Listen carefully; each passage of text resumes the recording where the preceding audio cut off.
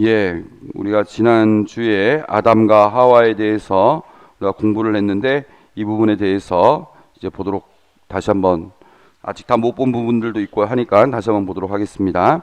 여러분들 성경 창세기 2장 15절을 보시기 바랍니다. 창세기 2장 15절입니다.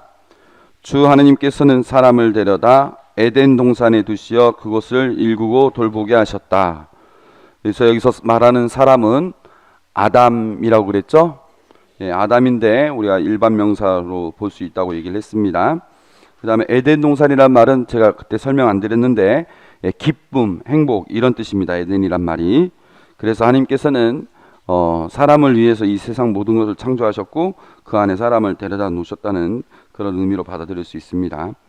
그리고 주 하나님께서는 사람에게 이렇게 명령하셨다. 너는 동산에 있는 모든 나무에서 열매를 따먹어도 된다. 그러나 선과 악을 알게 하는 나무에서는 따먹으면 안 된다. 그 열매를 따먹는 날 너는 반드시 죽을 것이다.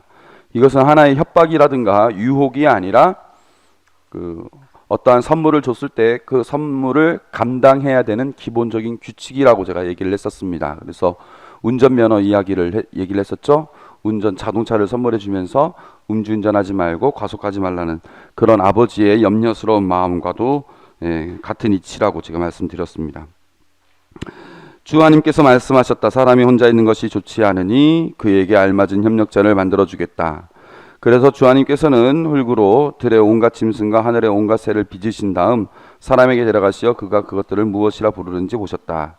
그래서 사람을 창조하고 그 다음에 이제 피조물을 창조해서 하는 사람과 짝지을 만한 것들을 이렇게 찾아볼 수 있도록 이름 짓게 해주셨는데 사람이 생물 하나하나를 부르는 그대로 그 이름이 되었다. 그만큼 사람과 피조물이 아주 조화로운 관계 속에 있다는 얘기입니다. 그런데 이렇게 사람은 모든 집짐승과 하늘의 새와 모든 들짐승에게 이름을 붙여주었지만 그는 사람인 자기에게 알맞은 협력자를 찾지 못했는데 그래서 주하나님께서는 사람 위로 깊은 잠이 쏟아지게 하시어 그를 잠들게 하신 다음 그의 갈빗대 하나를 빼내시고 그 자리를 살로 메우셨다. 주하나님께서 사람에게서 빼내신 갈빗대로 여자를 지으시고 그를 사람에게 데려오시자 사람이 이렇게 부르짖었다. 이야말로 내 뼈에서 나온 뼈요 내 살에서 나온 살이로구나. 남자에게서 나왔으니 여자라 불리리라. 그러므로 남자는 아버지와 어머니를 떠나 아내와 결합하여 둘이 한 몸이 된다. 사람과 그 아내는 둘 다 알몸이면서도 부끄러워하지 않았다. 이래서 제가 지난번에 말씀드렸던 것처럼 인간과 하느님이 조화로운 관계라고 얘기를 했었습니다. 그 다음에 인간과 인간이 조화로운 관계라고 얘기를 했습니다. 그 다음에 인간과 피조물이 조화로운 관계라고 얘기를 했습니다.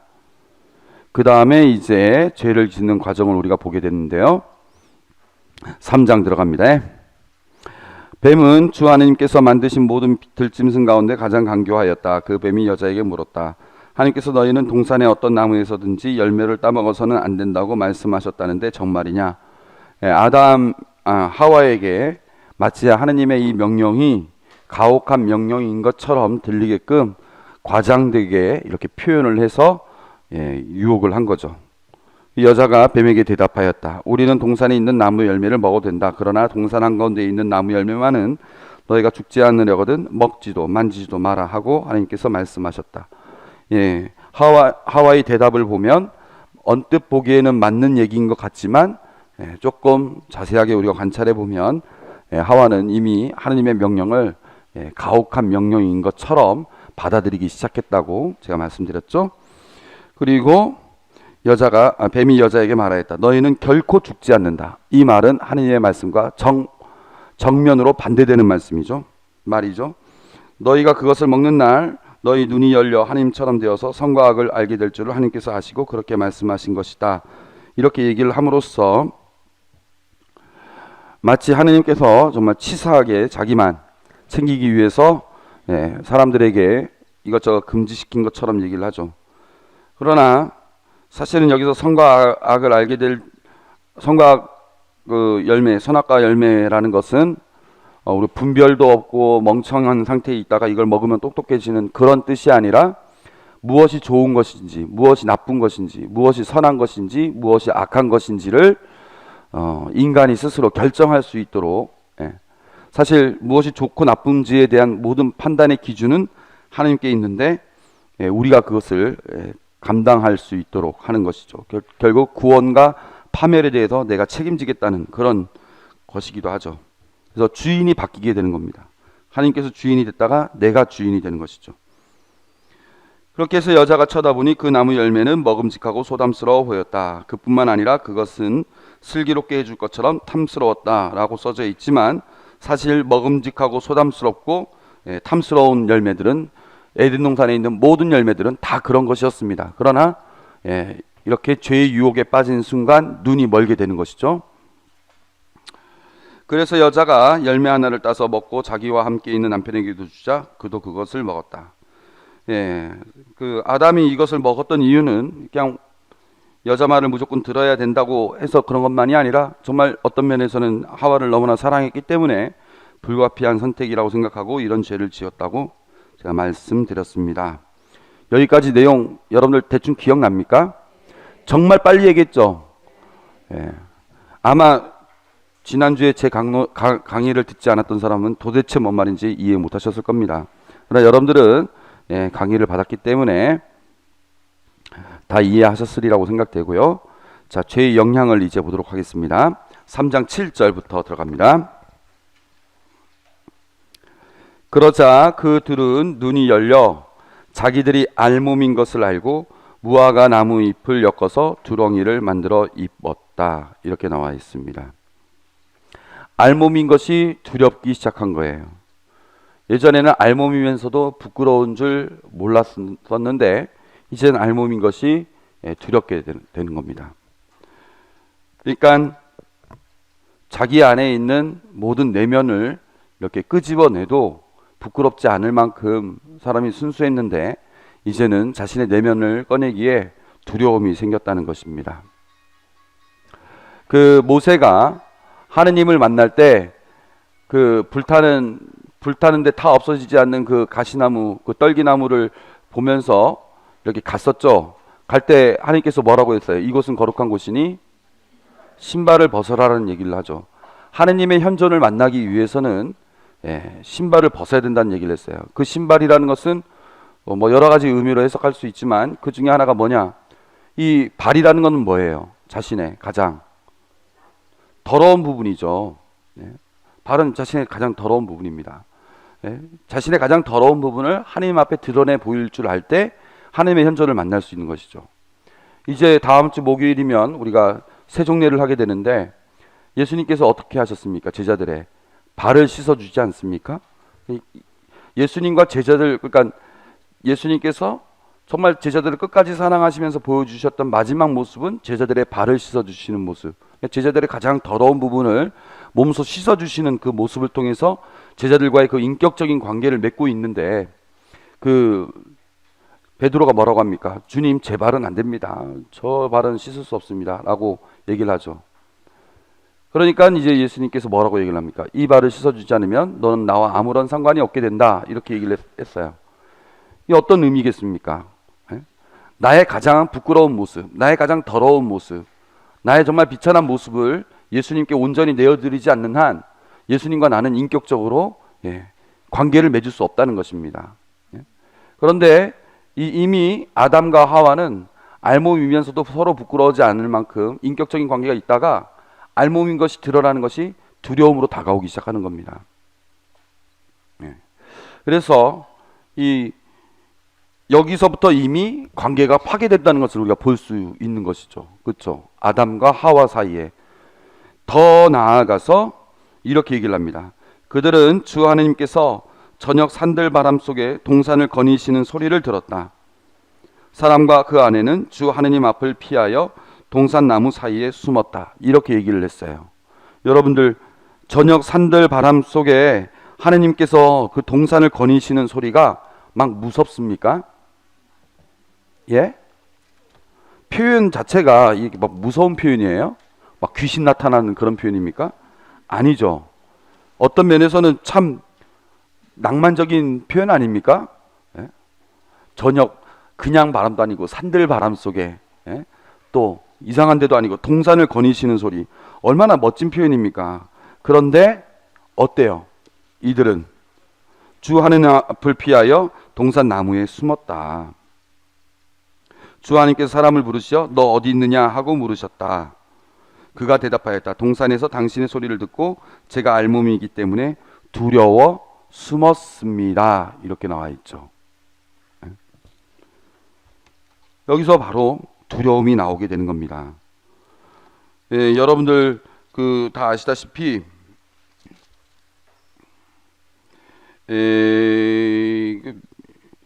요한 1서 4장 18절에 보면 이런 말이 있죠.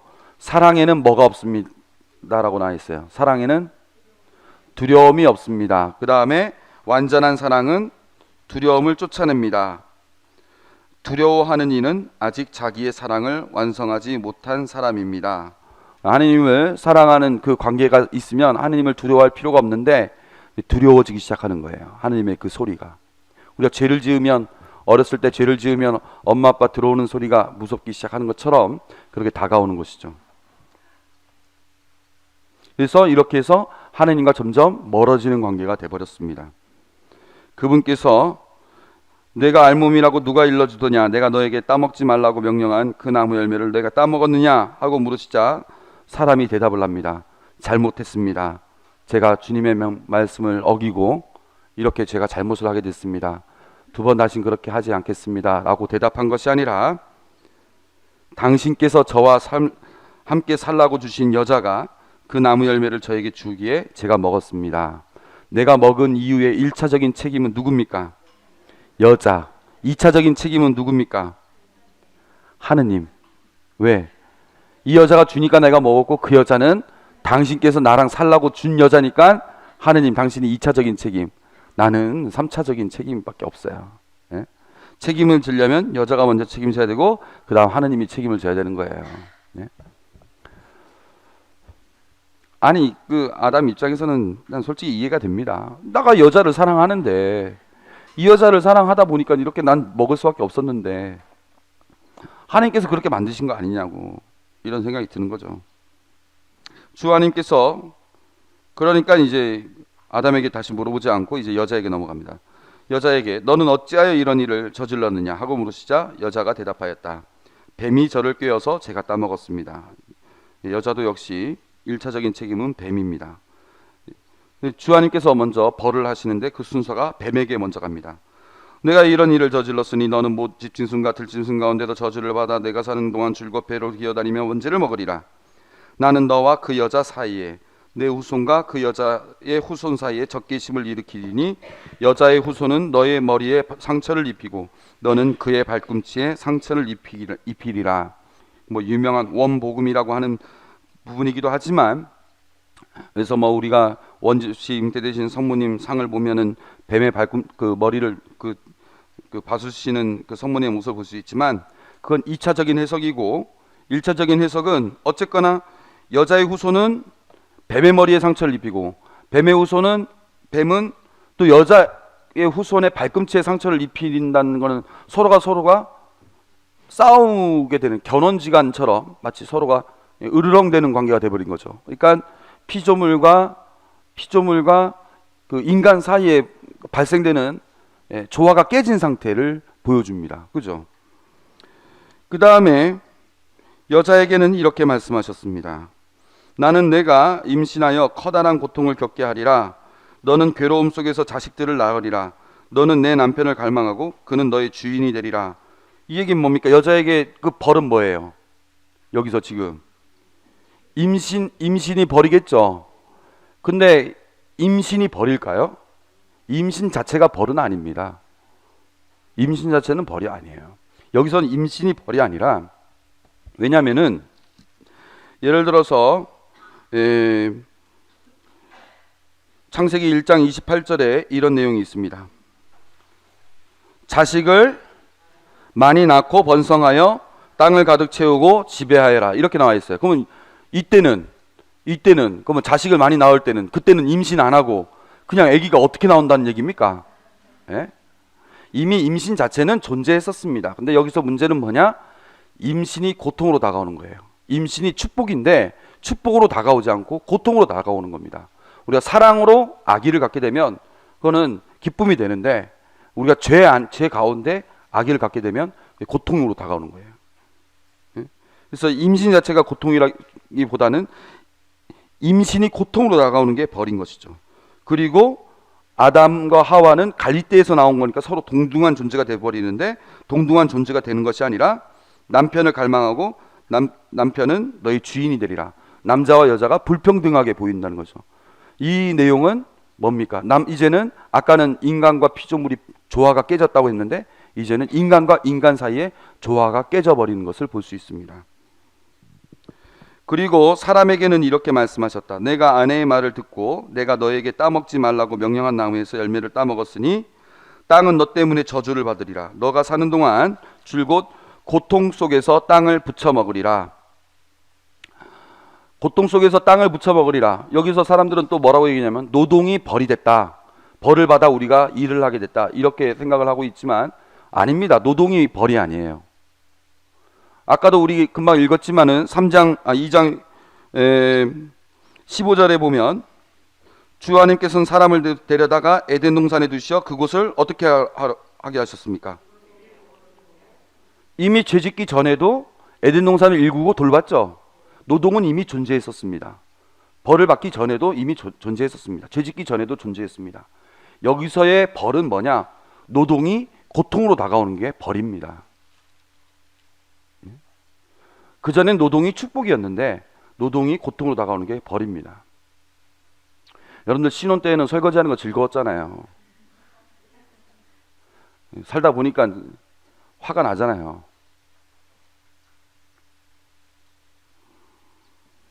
땅은 내 앞에서 가시덤불과 엉겅퀴를 돋게 하고 너는 들의 풀을 먹으리라. 그러니까 인간과 피조물 사이에 조화가 깨져버리니까 가시덤불과 엉겅퀴가 나오게 되는 겁니다.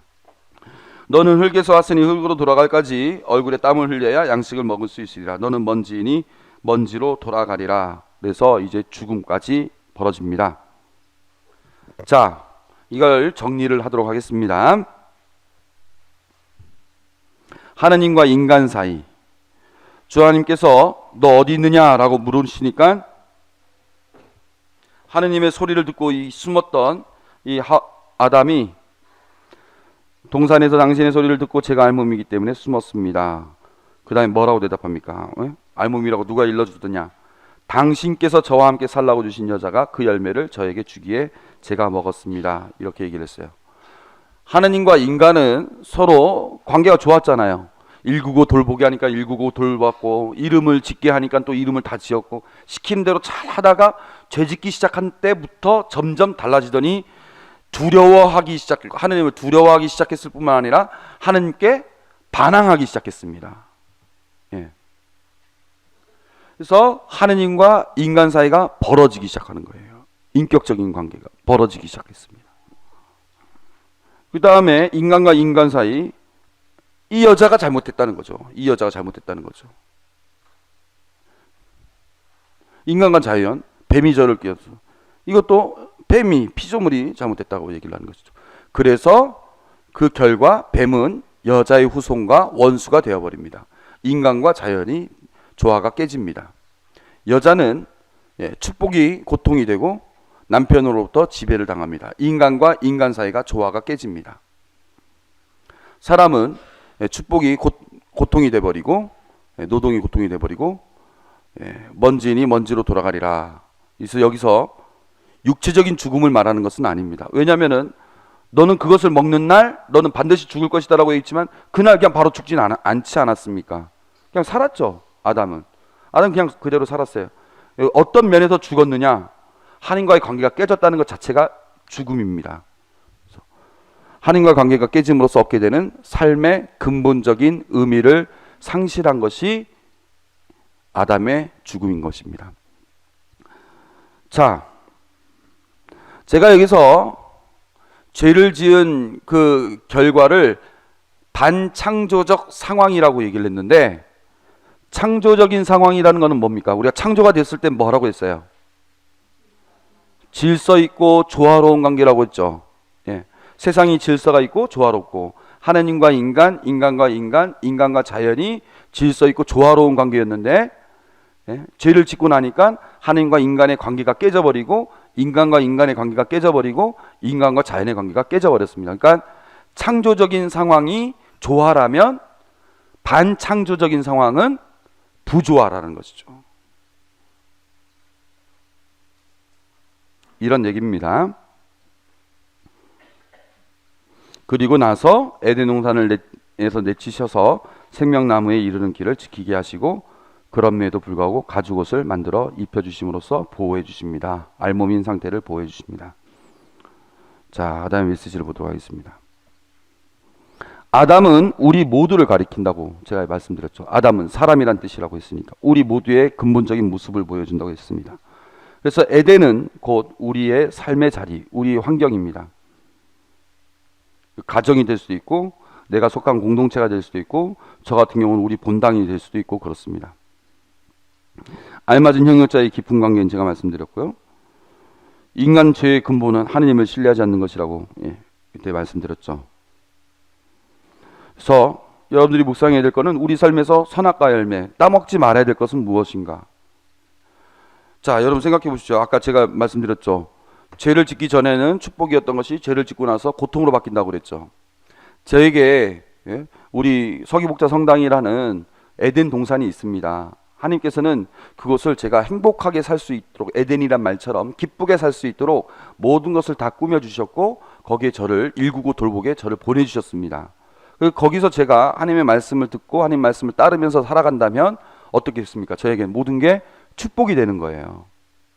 근데 거기서 제가 따먹지 말아야 될 선악과 열매를 따먹기 시작하면 그때부터 저는 사제로서 기쁨을 잃어버리는 거예요. 미사가 저에게 고욕이 되는 거예요. 어디 가정방문을 가고 신자들을 만나는 게 저에게는 귀찮고 싫고 짜증나고 이렇게 되는 겁니다.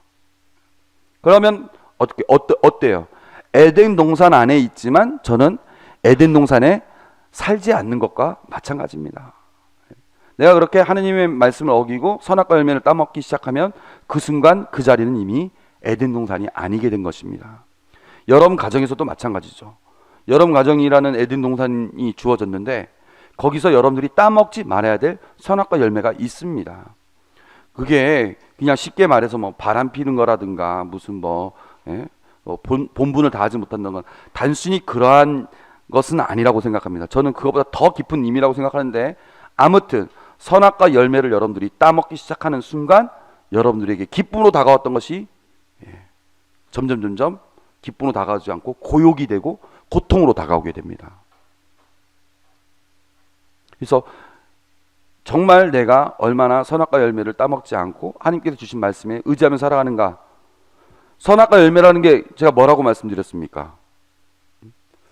선악의 판단 기준을 하나님께 두느냐 내가 하느냐, 내가 주인이 되고자 하느냐 하나님이 주인이 되고자 하느냐, 이겁니다. 그래서 제가 우리 본당에서 선악과 열매를 따먹는다는 것이 단순히 뭐 사제로서 하지 말아야 될 걸 한다든가 그런 차원의 것만 포함되는 게 아니라 저의 모든 판단 기준을 하나님께 두지 않고 내가 하려고 할 때, 내가 주인 노릇을 하려고 할 때, 그때 사목생활이 에덴이 되지 않는 거예요. 여러분 자식을 키울 때 내가 키우려고 할 때 이렇게 키워야 자식이 잘 될 거야. 그거 뭡니까? 선악의 판단 기준을 자기가 두는 것이죠. 우리 남편 문제가 많아. 그 문제를 고치려면 내가 이런 말들을 해야 되고 내가 이런 행동을 해야 달라질 거야. 달라지기는커녕 뭡니까? 죄만 더 짓게 되고 조화가 깨지게 되죠. 내가 이렇게 들볶아야 우리 집이 성가정이 될 수 있다. 그건 내가 생각하면 아닙니다. 그건 진짜 틀린 거예요. 판단 기준은 나에게 있는 것이 아닙니다. 하나님께서 판단 기준입니다. 성가정으로 바꾸는 것도 내가 바꾸는 게 아닙니다. 내 남편의 행동을 바꾸는 것도 내가 하는 게 아닙니다. 내 자식, 내 아내의 그 모습을 바꾸는 것도 내가 하는 게 아닙니다. 하나님께서 하시는 것이고 하나님께서 길을 열어주십니다. 그걸 따라가는 겁니다. 그게 선악과 열매를 따먹지 않고 그 에덴을 에덴으로서 지켜나가는 길입니다. 제가 요즘에 복음 강론하면서 누누이 말씀드린 부분이 바로 이 부분인데, 자, 물을 포도주로, 가나의 혼인잔치에서 물을 포도주로 바꾼 거 누가 한 겁니까? 예수님이 하셨죠. 예, 성모님이 하셨습니까? 일꾼들이 했어요? 예수님이 하셨죠. 그럼 일꾼들은 그때 뭐 했어요? 성모님께서 얘기했죠. 그분이 시키는 대로 하여라. 시키는 것만 했죠. 이게 우리의 몫입니다. 우리는 시키는 것만 하는 겁니다. 변화는 누가 시키느냐? 예수님께서 하시는 겁니다. 빵 5개와 물고기 2마리로 5,000명을 먹이신 거 누가 한 겁니까? 예수님이 했죠. 제자들은 뭐 했습니까? 시키는 걸 했습니다. 나눠줘라 하니까 나눠줬습니다. 그래서 여러분들의 가정을 성가정으로 바꾸는 거, 여러분의 남편을 정말 변화시키는 거, 여러분들의 자식이 정말 기쁘게 살 수 있도록 하는 거, 올바른 길로 갈 수 있도록 하는 거, 여러분들이 판단하고 여러분들이 만들 수 있다고 생각한다면 그것은 곧 선악과 열매를 따먹는 겁니다. 여러분들은 할 수 있는 게 뭐냐? 그분이 시키는 것만 하는 겁니다. 그래서 마찬가지로 뭐냐? 주님의 말씀을 듣고 따라가는 것이 제가 창조되는 모습이라고 했죠. 마찬가지로 그것이 우리 삶을 에덴 동산으로 계속 유지시켜 나가는 비결입니다.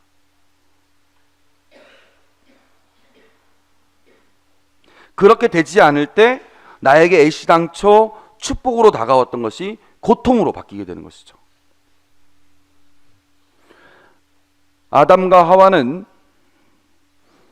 하나님께서 에덴 동산을 주셨지만 거기서 더 주인 노릇을 하려고 했기 때문에 결국에는 모든 조화가 깨졌고 축복이 고통으로 다가왔고 에덴 동산에 설 의미가 더 이상 없어서 쫓겨났습니다.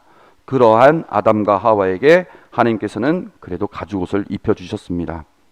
하느님처럼 되려고 했지만 기대와 달리 결과적으로 얻은 것은 자신이 비천한 존재, 먼지와 같은 존재임을 깨닫고 알몸인 것이 두려워지기 시작했습니다.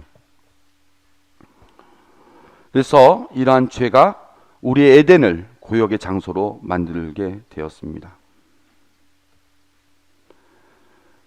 하나님께서는 그것에 대해서 어떠한 판단도 하지 않고 가죽옷을 입혀주십니다.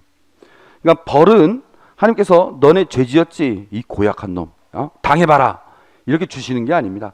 그 죄가 가지고 있는 독성이 벌입니다. 술을 맨날 퍼마시고 그래서 위가 빵꾸 났는데도 계속 퍼마시면 이제 몸이 안 좋아지는데 계속 퍼마시고 그 사람이 알코올 중독이 되면 하나님께서 거봐 너 술 먹으니까 에라 모르겠다 너 알코올 중독해 이렇게 벌 주신 거예요? 아니에요. 그러한 행동 자체가 이미 그 안에 담겨 있는 독성이 그러한 벌을 만든 겁니다. 하나님은 우리의 죄를 보고 이놈 너는 징역 5년 너는 징역 10년 이런 식으로 벌을 주시는 분이 아닙니다. 죄가 벌을 이끄는 겁니다. 죄가 벌을 이끄는 거예요. 죄의 독성이. 근데 아담과 하와가 저질렀던 그 죄가 그러한 영향을 낳게 됐고 그걸 우리가 벌이라고 부르는 것이죠. 그 벌의 내용은 뭐냐? 부조화, 조화가 깨진 것, 축복이 고통으로 바뀐 것, 이런 것입니다. 그래서 여러분들이 살면서 5년도 넘게 10년도 넘게 시어머니 알아놓은 시어머니 돌보는 거 이젠 지겹다. 도망치고 싶다. 요 지긋지긋한 내 남편 옆에서 맨날 잔소리 듣는 것도 지겹다. 도망치고 싶다. 화가 난다. 이럴 때 있죠? 에덴 동산이 에덴 동산처럼 느껴지지 않는 거죠. 그렇게 해서 여러분들 집안 버리고 도망가면 행복합니까? 결혼할 땐 몰랐어요. 내 아내가 그렇게 여성스럽고 그렇게 다소곳한 내 아내가 이렇게 억척스럽게 바뀔 줄 결혼할 땐 몰랐어요. 그래서 이젠 아내로부터 도망가고 싶다.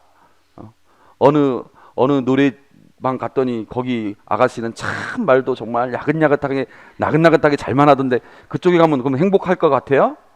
아니에요. 하느님은 여러분들의 그 가정을 에덴 동산으로 만들어 주셨기 때문에 결국에는 그 안에서 행복을 찾아야 됩니다.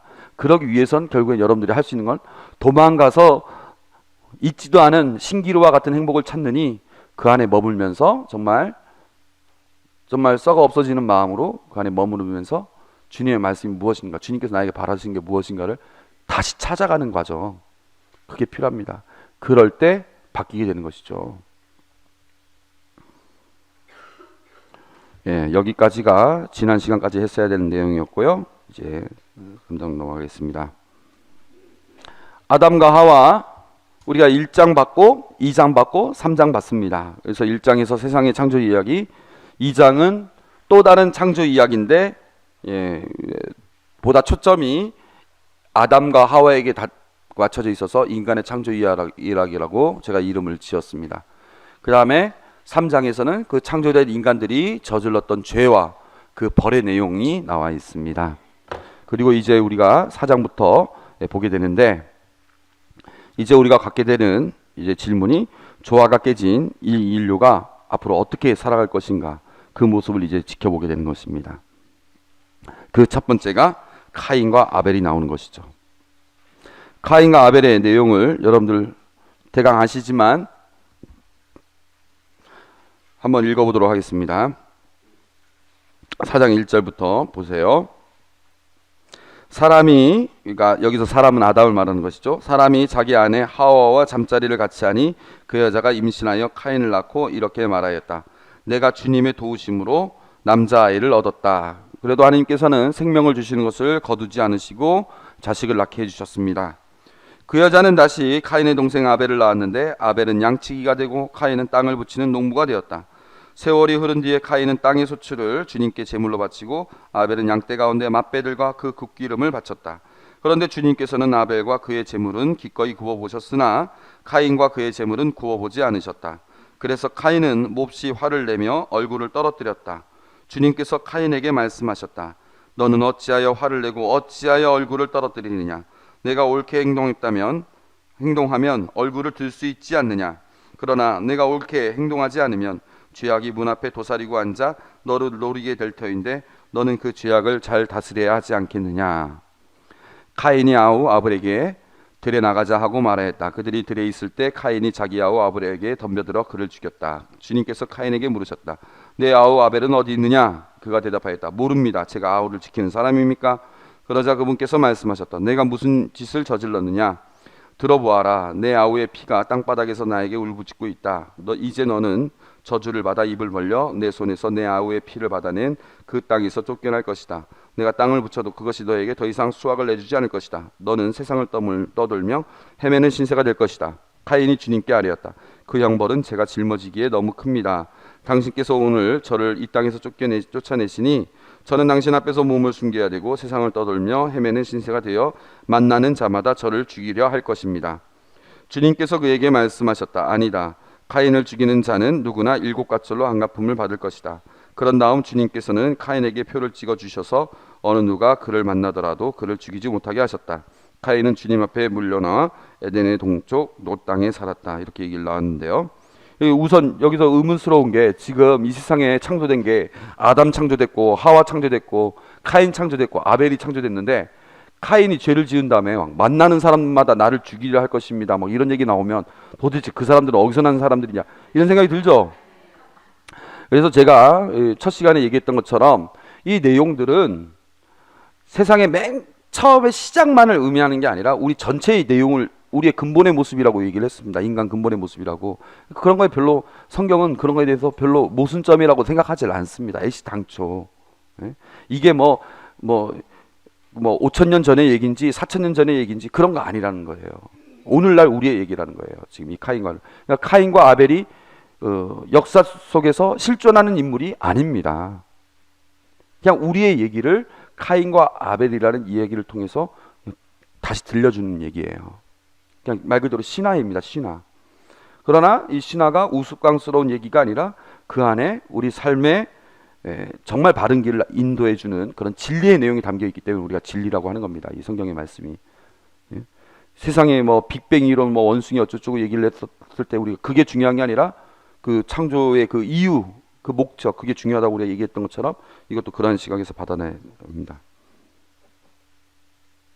자, 일단 카인과 아벨의 내용을 보면은 죄를 짓기 바로 직전에 하나님께서, 야, 너 왜 이렇게 화를 내냐? 왜 고개를 들지 못하느냐? 죄악이 너 눈앞에서 도사리고 있다. 너 죄악에 빠질 수 있다 라는 말이 끝나자마자 죄를 지었죠.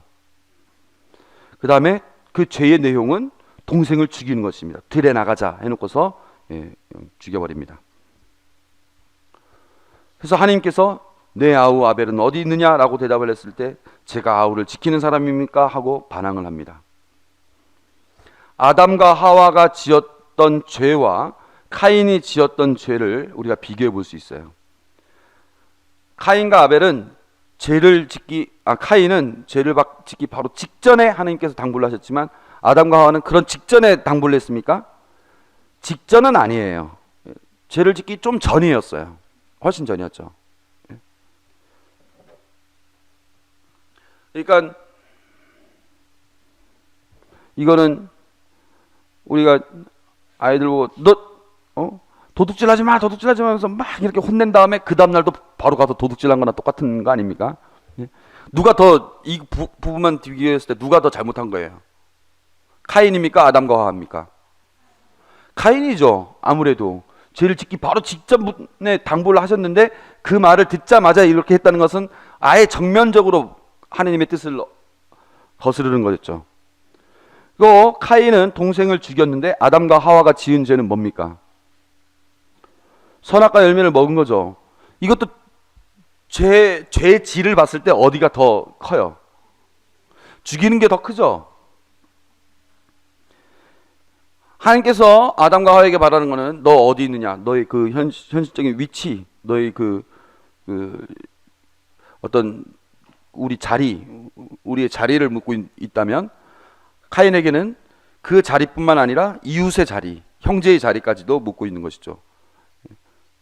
그 다음에 반항하는 것도 당신께서 저와 함께 살라고 주신 여자 하면은 어쨌거나 하나님께 반항하는 게 2차적입니다. 근데 여기서는 제가 아우를 지키는 사람입니까? 라고 했을 땐 완전히 정면적으로 반대하는 것이죠. 제가 이런 말씀을 드리는 이유는 전반적으로 봤을 때 아담과 하와의 죄가 더 큽니까? 카인의 죄가 더 큽니까?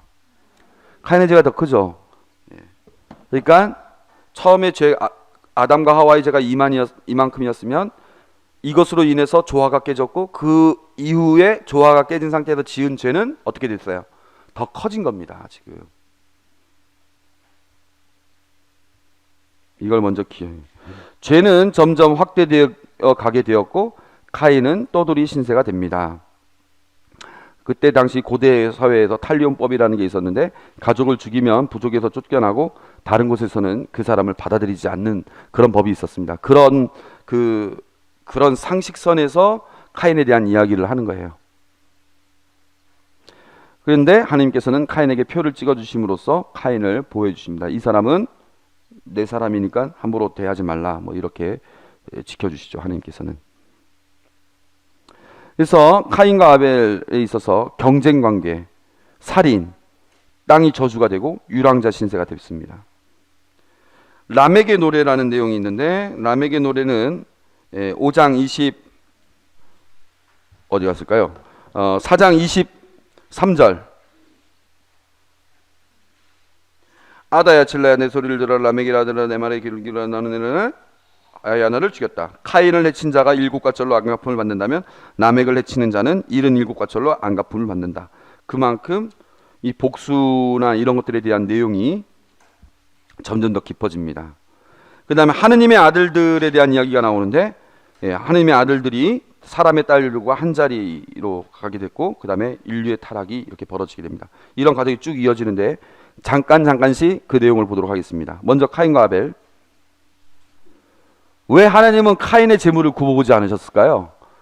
아니 아벨이 동생인데 동생은 양치는 사람이었고 카인은 농부였는데 동생은 동생대로 양을 바쳤고 또 형은 형대로 그 추수한 그 농사 지었던 그 곡식을 이렇게 바쳤는데 아니 하나님께서 그냥 카인의 재물을 보지 않으니까 그것 때문에 죄가 생긴 거 아닙니까? 괜히 염장을 질러가지고. 그래서 이것에 대해서는 제가 두 가지 대답을 할 수 있어요. 첫 번째는 뭐냐? 카인의 재물 안에는 하나님께서 굽어보시지 않을 만한 악이 깃들어 있다고 보는 것입니다. 히브리서 11장 4절에 보면 이런 내용이 있습니다. 아벨은 카인보다 나은 제물을 하나님께 바쳤습니다. 믿음 때문에 아벨은 의인으로 인정받고 하나님께서는 그의 예물을 인정해 주셨습니다. 그는 죽었지만 믿음 덕분에 여전히 말을 하고 있습니다. 이렇게 얘기를 해요. 그러니까 카인보다 나은 제물을 하나님께 바쳤다. 믿음으로 아벨은 의인이 되었다. 뭐 이런 내용이 있습니다. 그 다음에 그 잠언서 15장 8절에도 뭐 비슷한 내용이 있습니다. 그래서 뭐 이왕 보는 김에 뭐 같이 보면은요, 시편 잠언 15장 8절을 보면은 제가 얼른 찾아서 읽어드리면은요, 악인들의 재물은 주님께서 역겨워하시고 올곧은 이들의 기도는 주님께서 기꺼워하신다. 이런 대답을 보면 이 카인의 그 재물 안에는 뭔가 부족한 게 있다. 뭐 이런 내용이 볼 수 있어요. 또 4장 7절에 보면 내가 옳게 행동을 하면 얼굴을 들 수 있지 않느냐. 그러나 내가 옳게 행동하지 않으면 죄악이 문 앞에 도사리고 앉아 너를 노리게 될 터인데, 이렇게 얘기를 했어요. 그러니까 너가 애시당초 얼굴을 들지 않은 이유는 너가 애시당초 옳게 행동하지 않았기 때문이 아니냐, 이런 얘기를 하고 있는 것이 아니냐, 이런 생각이 드는 거죠. 그래서 또 하나는 4장 4절에 세월이 흐른 뒤에 카인은 땅의 소출을 주님께 바쳤고요. 땅의 소출을. 아벨은 양떼 가운데 맛배를 바쳤어요. 이 차이가 뭐냐? 아벨은 그래도 맛배를 바쳤다는 것은 자기가 갖고 있는 것 중에 가장 좋은 것을 하나님께 바쳤는데, 카인은 땅의 소출, 그러니까 뭐 여러 가지가 있는데 그냥 그 중에 그냥 일부를 그냥 드렸다는 거예요. 이 안에서 뭔가 그 힌트가 있지 않느냐, 뭐 카인의 그 재물은 뭔가 부족함이 있지 않겠느냐, 그래서 너가 옳게 행동을 했다면 왜 얼굴을 들지 못하느냐, 이렇게 얘기를 했을 때 이미 너 안에 악이 있더라, 그거를 너가 조심해야 된다, 이런 얘기로 받아들이는 게 성경학자들의 첫 번째 해석이고, 왜 카인의 재물을 굽어보지 않으셨을까에 대해서 이해되시죠? 일단. 근데 완전 납득은 안 되죠, 솔직히. 예? 약간 그렇게 하기엔 너무 좀 하나님께서 좀 이왕이면 99점 받은 아들이나 85점 받은 딸이나 그냥 똑같이 잘했다 해주면 될 걸. 한나에는 막 칭찬해주고, 한나에는 너 똑같이 내 뱃속에서 나왔는데 너는 왜 이 정도냐, 마치 이러시는 것 같아 보이지 않습니까? 그래서 이러한 대답이 있지만 이것도 충분하게 느껴지진 않아요. 뭐 그러나 전혀 틀린 얘기는 아니라고 생각이 되기도 하고. 그런데 그래서 두 번째 또 다른 대답들이 나옵니다. 이게 뭐냐? 하느님의 선택은 언제나 이해되지 않는다. 그게 현실이다. 여러분 생각해 보세요. 아니 나는 나름대로 열심히 살았는데 우리 집은 이 모양 이 꼴이고, 저 사람은 성당 다니지도 않는 사람인데 맨날 절감만 다니고 아니면 구타는 사람인데 저 사람은 잘 먹고 잘 사는 것 같고, 이러면 억울하지 않아요? 왜 하느님은 왜 나에게 축복을 주시지 않고 저런 사람들에게만 축복을 허락하시는지, 오히려 나는 더 힘들면 살고, 그냥 참 열심히 살았는데 느닷없이 당신 암입니다, 2년밖에 못 삽니다 했을 때 여러분들 어떻게 했어요? 화가 납니까 안 납니까? 왜 하느님 나에게 이렇게 병을 주시냐? 내 나름대로는 성당에서 봉사도 많이 하고 그러는데 어느 날 봉사하러 뭐 예를 들어서 뭐 장지에 가다가 교통사고가 났다. 내가 뭐 나쁜 짓을 하러 간 것도 아니고 장지에 진짜 연도 기도하러 가는데, 그런데 왜 내가 교통사고를 나야 돼? 하나님의 선택은 이렇게 이해가 안 되는 게 많아요. 미국 사람들이 더 착해서 잘 사는 겁니까? 아프리카 사람들은 잘못하니까 그렇게 못 사는 거예요? 6초에 한 명씩 죽어가는데 그 사람들은 도대체 무슨 죄냐? 하나님의 선택은 언제나 이렇게 이해가 되지 않는 게 너무나 많습니다. 불공평한 인간사의 이 신비, 이 불공평한 이 인간사의 신비에 대해서 우리가 어떻게 받아들여야 될 것이냐, 그것에 대해서 제가 지금으로부터 약 10년 전에 우리 교구 주보에 글을 쓴 적이 있습니다. 구약 성서 연재를 낸 적이 있는데 그 중에 이제 카인과 아벨 부분이 있거든요. 그걸 여러분들에게 유인물로 나눠주고 싶지만 여러분들 인원수가 많은 관계로 제가 대신 읽을 테니까 귀 담아서 들어주시기 바랍니다. 제가 30살 때 쓴 겁니다. 예? 어떻게 썼는지 한번 들어보시고 그래도 이해가 안 되시는 분들은 질문해 주시기 바랍니다. 예? 카인과 아벨은 아담의 자녀들이다. 형 카인은 하느님께 곡식을 봉헌하였고 아벨은 가축의 첩배, 맛배 기름기를 바친다. 그런데 하느님께서 아벨의 제물은 받으시고 카인의 제물은 거절하셨다. 왜 하필 하느님께서는 이렇게 불공평한 처사를 하셨을까? 우리의 질문이죠. 창세기 저자는 이에 대해 아무런 이야기도 하지 않는다. 카인의 제물이 더 불성실했다느니 카인의 평소 생활이 문란했다느니 하는 식의 우리가 납득할 만한 이유를 제시하진 않는다. 물론 성경학자들은 약간의 그런 이유들을 캐내긴 했지만 그걸로도 우리에게는 뭔가 충분하지 않다는 거죠. 그러면 어떻게 이해될 것이냐? 자, 먼저 칼라너의 이야기를 들어보면 이런 말을 합니다. 칼라너는 아주 유명한 신학자인데요. 고맙게도 대부분의 그리스도인들이 믿는 하느님은 존재하지 않는다. 이해됩니까? 라너의 이 말은 별다른 의심 없이 하느님을 믿어오던 사람들에게는 일순간 충격적일 수 있지만 이는 하느님이 자기의 언어와 사고에 따라 존재해 주기를 바라는 대부분의 사람들의 사고방식에 일침을 놓는 비판이다. 고맙게도 대부분의 그리스도인들이, 신앙인들이 믿는 하느님은 존재하지 않는다. 나는 하느님이 이러한 분이라고 생각해. 난 하느님이 이러한 분이라고 생각해. 하느님이 이러한 분이라고 생각해. 라고 너희들이 생각하는 그 하느님은 존재하지 않는다. 너희들의 생각을 뛰어넘는 하느님이 존재한다. 이런 얘기예요. 지금은 이해가 잘 안 돼도 쉽게 말해서 이겁니다.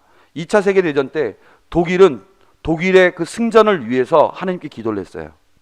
프랑스는 프랑스의 승전을 위해서 하느님께 기도를 했어요. 불행하게도 독일에서 기도했던 하느님은 존재하지 않고 프랑스에서 그 기도했던 그 하느님은 존재하지 않습니다. 아니겠습니까? 그 나라 독일의 승리를 위해서 애써주신 하느님, 프랑스의 승리를 위해서 애써주신 하느님, 그런 하느님 존재하겠습니까?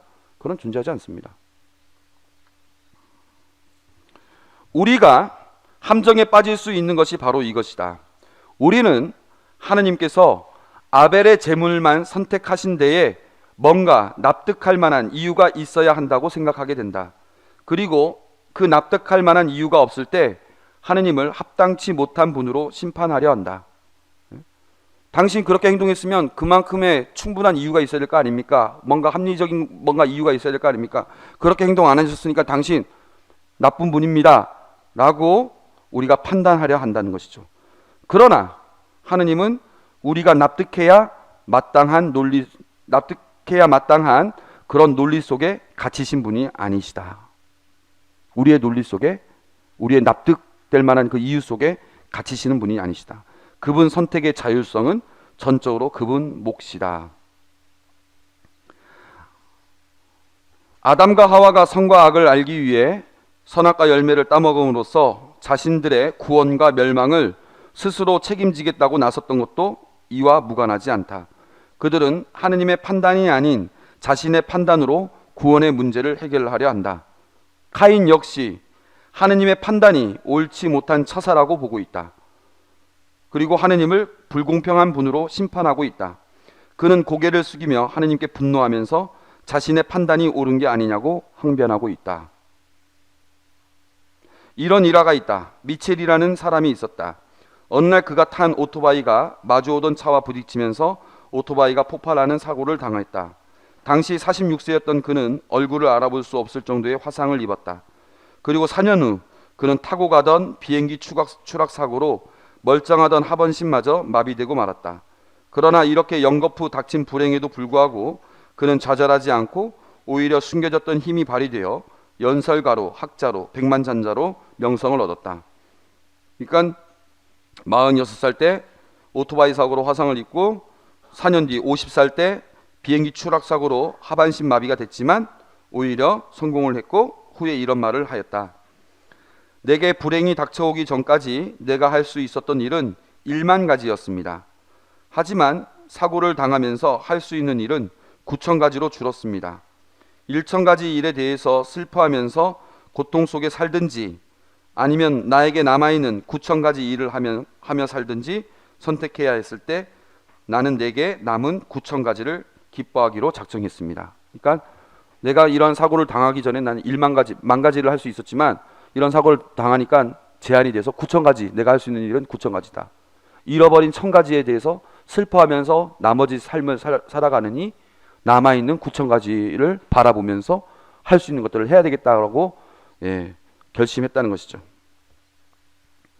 아벨의 제물만을 선택하신 하느님이 불공평하다는 것은 카인의 생각일 뿐이다. 하느님은 카인도 아벨도 모두를 사랑하셨다. 그래야 하느님은 여전히 카인에게 9,000가지의 가능성을 허락하셨다. 그러나 그는 잘못된 선택을 하고야 말았다. 그 잃어버린 1,000가지의 일에 대해 슬퍼하며 분노하였고 그리하여 자기의 아우 아벨을 죽였던 것이다. 그리하여 아우의 피가 묻은 땅과 결코 화해할 수 없는 사람이 되기에 이르렀다. 우리는 어떠한가? 불행한 우리 자신의 현실 앞에서 하느님을 불공평한 분으로 규정하여 제2의 아벨을 죽이고 있는 것은 아닌가? 그리하여 우리 역시 카인처럼 세상과 화해하지 못한 채 떠돌며 방황하고 있는 것은 아닌가? 카인과 아벨의 이야기는 비극으로 끝나지 않는다. 하느님은 파멸의 선택을 했던 카인에게 오히려 보호자가 되기를 자청하신다. 그분은 끝까지 카인을 사랑하셨던 것이다. 이 얘기는 뭐냐면은 우리가 살아가면서 실질적으로 하느님이 우리에게 불공평하게 다가오고 있지만 그 불공평하게 다가오는 하느님, 이해되지 않는 하느님을 이해하지 않은 채로 받아들이는 거라는 거죠. 이해되지 않는 하느님을 이해하지 않은 채 그대로 받아들이라는 거죠. 성모님이 12살 된 아들 예수님을 데리고 예루살렘에 갔다가 예루살렘에서 이제 고향 그 동네 나자렛으로 되돌아갈 때 정신없이 사람들 틈에서 막 가다 보니까 하루가 지나고 이렇게 지내서 보니까 아들이 없었어요. 그래서 아들을 찾아서 되돌아가다가 결국엔 예루살렘 성전까지 갔고 그곳에서 예수님을 만날 수 있었죠. 부모 입장에서는 얼마나 화가 나겠습니까? 여러분들 자식 키우는 입장에서 얼마나 화가 나겠어요. 근데 아들 예수님이 잘못했다고 용서를 빌기는커녕 뭐라고 합니까? 내 아버지의 집에 있어야 될 줄 모르십니까? 라고 물었어요. 성모님 입장에서 이게 이해가 됩니까? 이해가 안 됩니다. 이해되지 않은 것을 이해되지 않은 채로 받아들이는 거. 성모님께서 그때 뭐라고 했냐면 이 모든 것을 당신 가슴에 새겼다고 얘기를 합니다. 그냥 이해되지 않는 것을 그대로 그냥 받아들이는 것. 하느님이 우리가 이해될 만한 논리 속에 다 차야 된다고 생각하면 그것은 오산입니다. 여러분 7살짜리 아이가 부모의 속을 다 알 수 있을까요? 모릅니다. 6살짜리, 7살짜리 아이가 부모가 하는 모든 말들을 다 이해할 수는 없어요. 그 6살짜리, 7살짜리 아이의 논리 속에 부모의 사정이 다 가둬지는 건 아니거든요. 부모는 그거보다 더 큰 사정을 갖고 있고 더 큰 논리가 있는 거예요. 그게 다 이해가 되는 건 아닙니다. 아이는 그저 부모를 믿고 이해되지 않지만 따라가는 거. 이게 아이가 부모에 대한 진정한 신뢰인 것이죠. 우리의 논리 속에 하나님께서 가둬지지 않는다고 해서 하나님을 불공평한 분으로 판단하고 분노하며 남은 세월을 사는 것이 아니라 이해되지 않은 채로 받아들이면서 그래도 나에게 주어진 것에 감사하면서 그것을 찾아서 해나갈 때 아까 미켈과 같은 사람이 된다는 것이죠. 그래서 성경은 어쩌면 일부러 이렇게 이해되지 않는 하느님을 그냥 과감하게 우리에게 보여주고 있는지도 모릅니다. 카인은 아까 판단 기준 계속 얘기했는데 선악과 열매를 따먹은 아담은 모든 선과 악의 판단 기준을 자신이 이젠 가졌어요. 그리고 카인은 그런 아담의 자식으로서 자신의 그런 판단 기준, 선과 악에 대한 판단 기준을 가지고 하느님을 악하다고 판단하고 있는 것입니다. 대충 이해되시죠?